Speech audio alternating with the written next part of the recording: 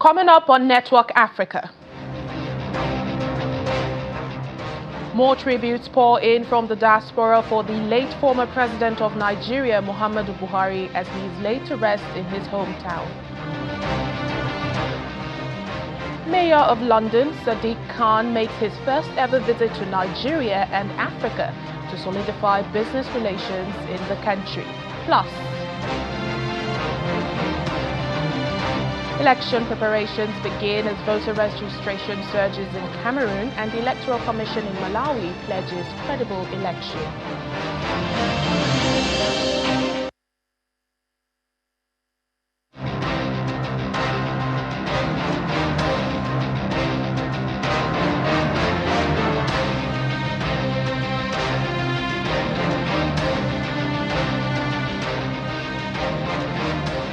Hello and welcome to the program today. I'm Layo Olarinde. Nigeria has laid to rest its former president Muhammadu Buhari in his hometown Daura, Katsina State, in a solemn ceremony that drew dignitaries from across the nation and beyond.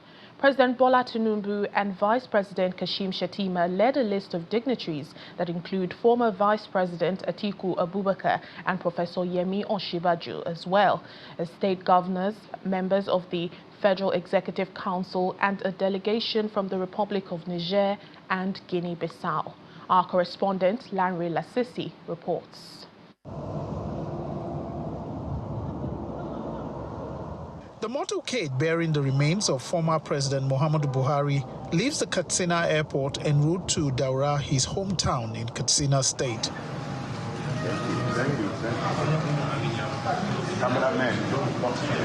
President Bola Tinubu leads the dignitaries attending the funeral in Daura. Thank you.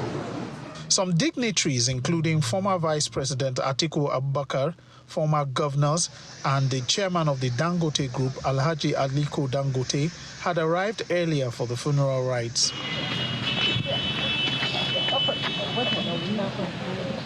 At the residence of the former Nigerian leader, relatives, including his daughter, could not hold back tears, while some residents of Daura offer prayers for the deceased.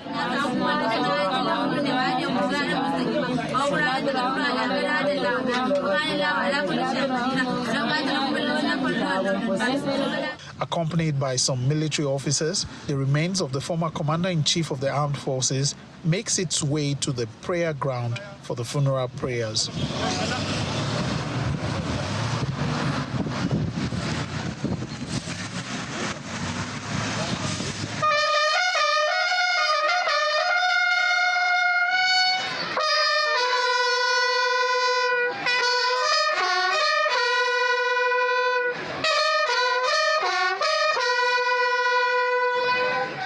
It was a combination of military and Islamic rites as the motorcade makes its way to the residence of the former president for the final interment ceremony.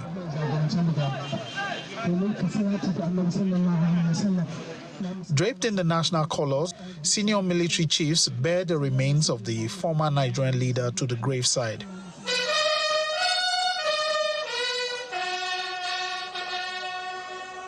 Governor Diko Rada of Katsina State is inconsolable as he joins the son of the former president and the military leadership at the graveside.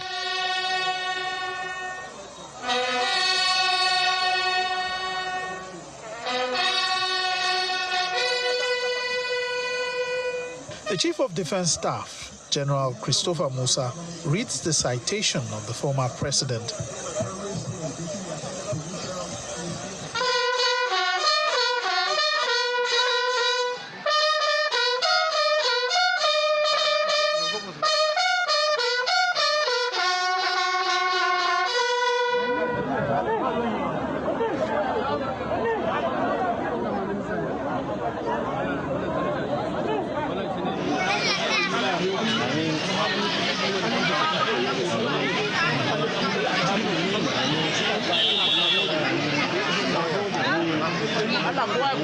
The burial is conducted according to Islamic rites, led by the Imam of the Central Mosque in Daura, Sheikh Salisu Rabiu.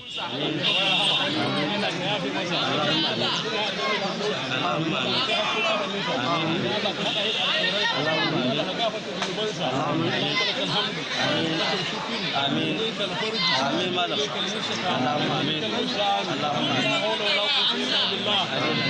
body is interned at 5:50 p.m.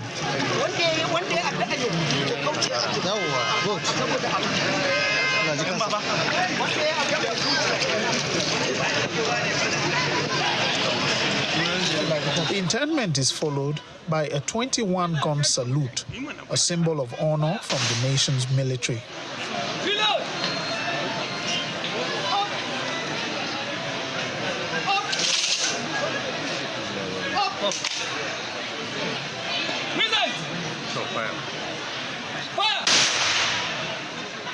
From Daura, Katsina State, Lanre Lasese, Channels Television News.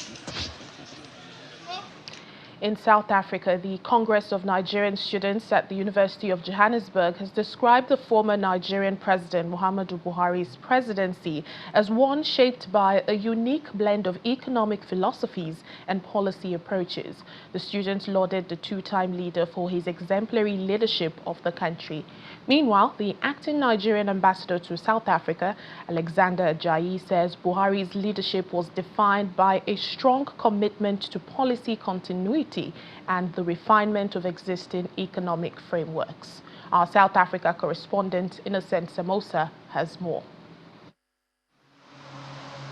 Former Nigerian President Muhammadu Buhari, who led Nigeria from 2015 to 2023, implemented several key economic policies during a period of global financial uncertainty. Reflecting on his legacy, I spoke with the Congress of Nigerian Students at the University of Johannesburg in South Africa. He made a lot of policies. He had a lot of ministers and support with him. So he tried to close the border just to be able to have close the importation of goods so that Nigeria can Nigerians can patronize the Nigeria, made in Nigeria goods. I would say Nigeria lost a great leader because he put in his best. So if I would remember him, I think I remember some of his policies on handling corruption. For some, it's mixed emotions. President Buhari was a good man, but in terms of his leadership capability, I wouldn't say it's a transformational leadership. Because remember, immediately he came into office, it took like 6 months to even constitute his cabinet. And this is an administration that is coming on a wave of change, and we are all frustrated with the Goodluck Jonathan's administration, and then another administration comes on board.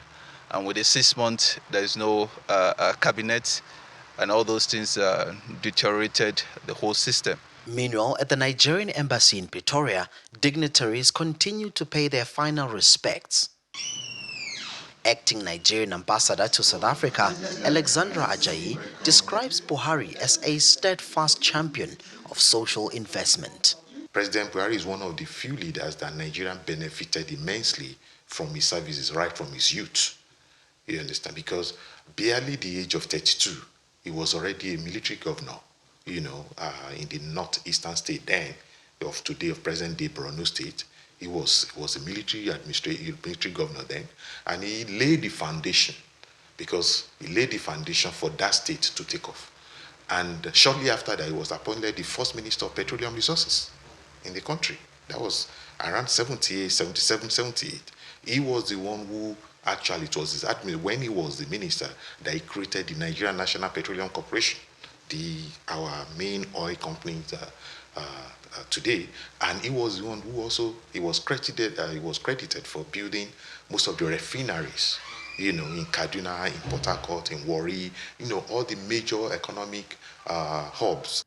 Meanwhile, South Africa's President Cyril Ramaphosa paid tribute to former President Buhari, saying his leadership brought the two nations closer together. As Nigeria reflects on President Buhari's legacy, his economic choices continue to spark debates between the promise of self-resilience and the realities of a complex global economy.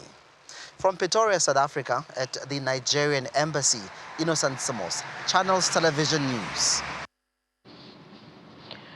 In Lagos here, London's Mayor Sadiq Khan is making his first visit to Nigeria and Africa as mayor. He leads a delegation of 26 unicorn companies who are hoping to solidify relations with businesses in Nigeria. In an interview with our correspondent, Amarachi Ubani, Mr. Khan says it is important for London and Lagos to connect in such a way to strengthen future developmental innovations.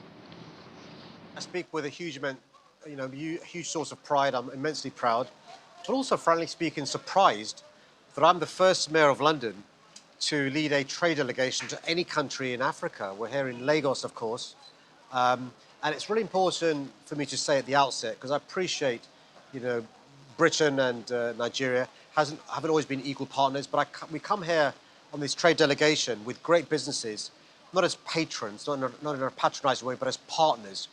Because I recognise that Lagos is doing remarkably well. The fastest growing tech cluster in the world is Lagos, but the number one tech city in Europe is London. The number one tech city in Africa is Lagos. So it's great to be here, experiencing the wonderful hospitality, but the great energy, the great dynamism, and meeting the great businesses as well. Let's talk about the delegation that you're leading. I see a lot of tech people, a lot of sustainable people, sustainable energy people, on your team. What exactly is the focus here? What are they hoping to achieve? We spoke to friends in Lagos and Nigeria and said, what sort of businesses are doing well in Lagos? Where do you need help to scale even more? And the sectors that are doing really well, what you could do with assistance, is in sustainability and in financial services and fintech. And so we've brought 26 businesses who have got expertise and experience in those sectors. They've got a jam-packed itinerary whilst they're here. They came yesterday morning. Already some deals have been done, really exciting. And the idea is to meet other businesses here and to have those partnerships where you can flourish in Lagos and flourish in London, really important. And let me give you an example. You could be somebody who is thinking of starting a business, doesn't know how to. You could have started a business, don't know how to scale up. You could have scaled up, but don't know how to accelerate even further or get access to capital or go to new markets. I've set up something called Grow London, which helps London businesses, but also set up now Grow London Global. So if you're a Nigerian company who wants to come to London, we'll provide you with assistance. It's like a concierge service. So you can do well in London. You benefit and prosper as a Nigerian company, and so do we.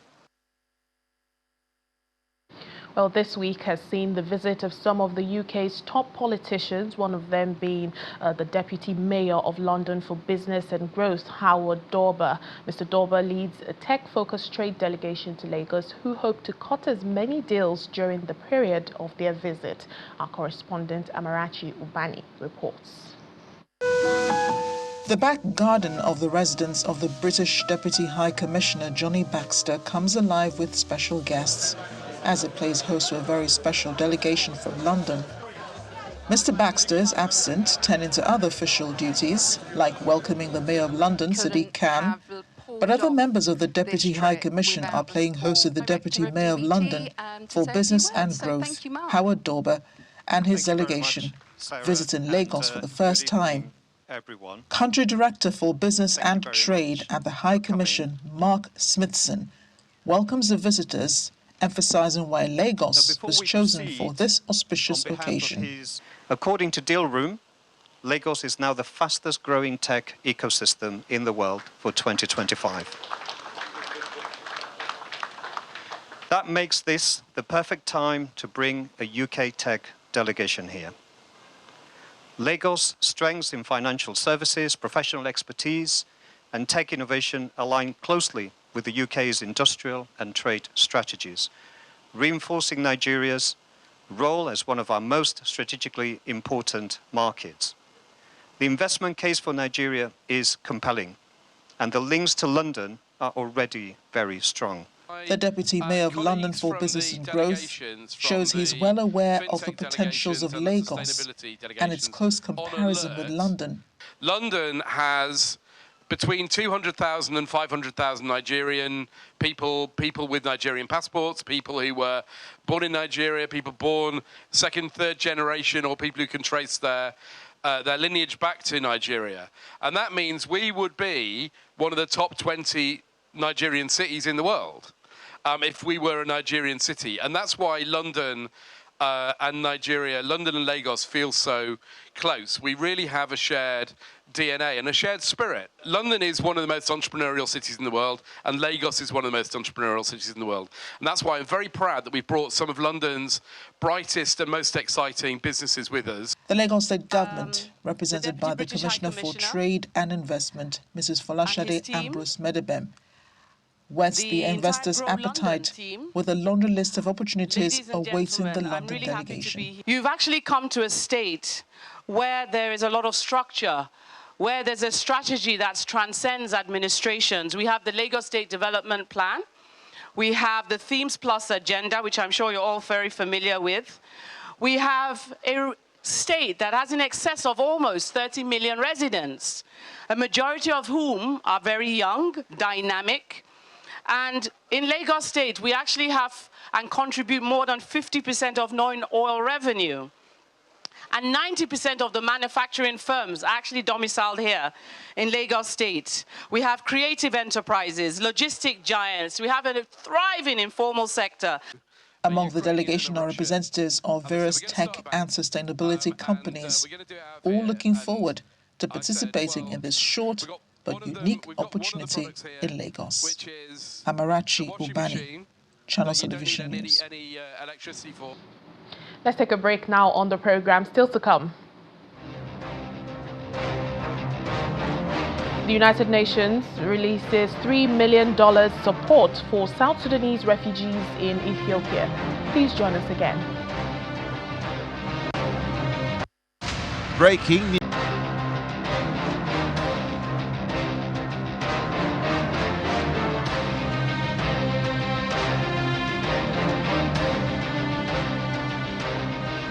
Welcome back to the program. Voter registration is surging in Cameroon as crowds gather outside an elections Cameroon office in Yaoundé, the capital, to officially register to vote in upcoming elections in October.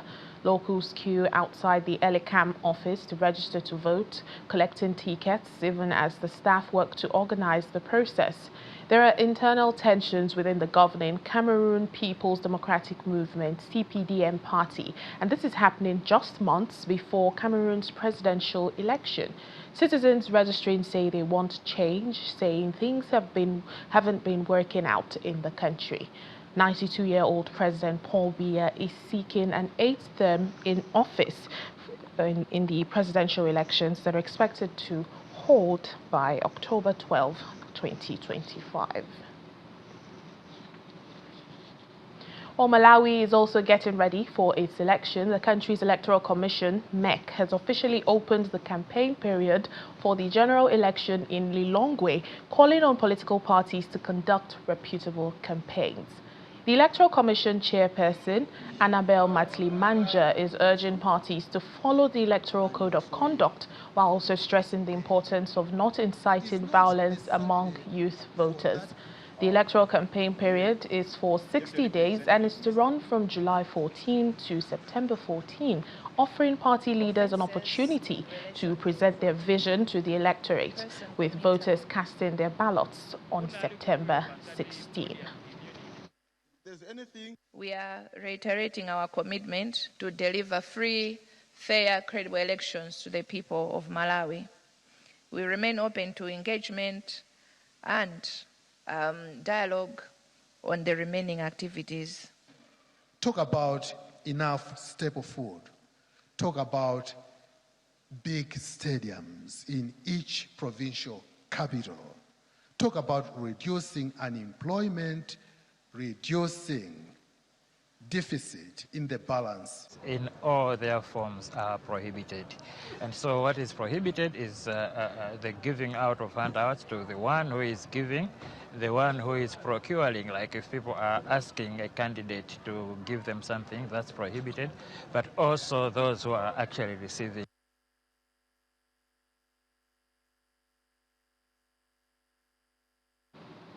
A new wave of violence has erupted in Sudan's North Kordofan state, with activists reporting that almost 300 people have been killed in recent attacks.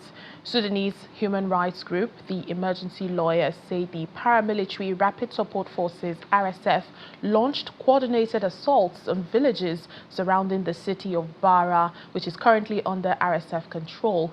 In the village of Shag al-Nom alone, more than 200 people were reportedly killed, either shot or burnt to death in arson attacks. Looting raids in neighboring villages also claimed another 38 civilian lives, according to the group, while dozens more remain missing. On Sunday, the RSF allegedly attacked the village of Hilal Hamid, killing 46 people, including pregnant women and children. North Kordofan has become one of the central battlegrounds in Sudan's civil war, which broke out in April 2023 between the RSF and the country's national army. The conflict has devastated communities across the nation and created one of the worst humanitarian crises in the world. In the meantime, the International Criminal Court at the United Nations Security Council says there are reasonable grounds to believe war crimes and crimes against humanity are being committed in Western Sudan. The ICC Deputy Prosecutor, Nazat Khan, while addressing the Security Council, says the ongoing violations, including hospitals, humanitarian convoys, famine escalating, and humanitarian aid not reaching those in need. She adds that there is an inescapable pattern of offending targeting gender and ethnicity through rape and sexual violence, which must be translated into evidence for the court and for the world to hear, stressing that these alleged crimes are being given particular priority by their office, even as they proceed with focus in the investigative work.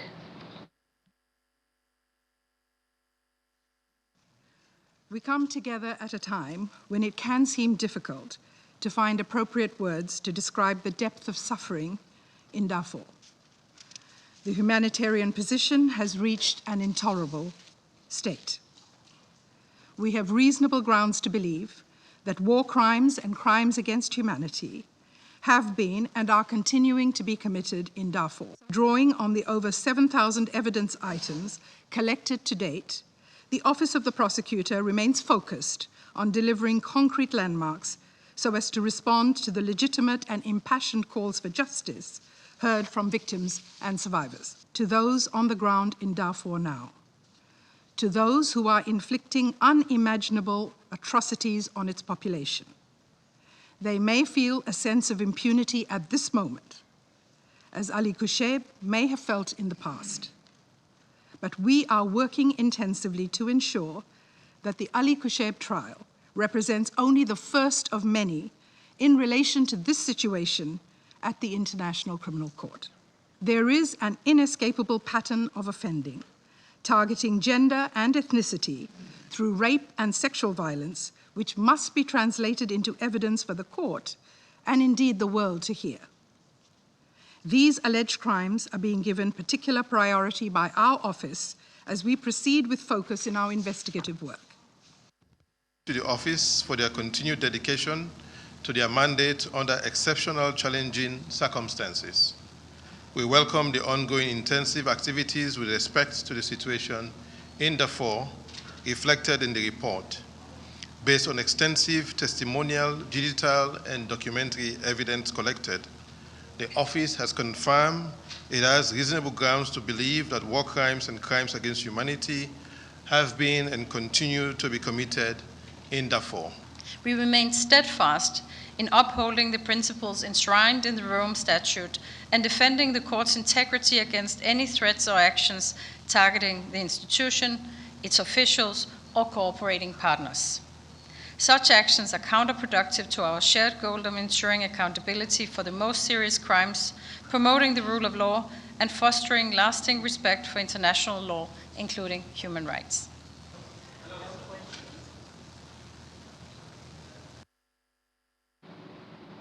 Al-Shabaab insurgents have seized the town of Tado in Somalia's central Hiran region. This is according to a military official, Major Mohammed Abdullahi, who says the town fell on Sunday after Al-Shabaab combatants drove out government-allied clan fighters.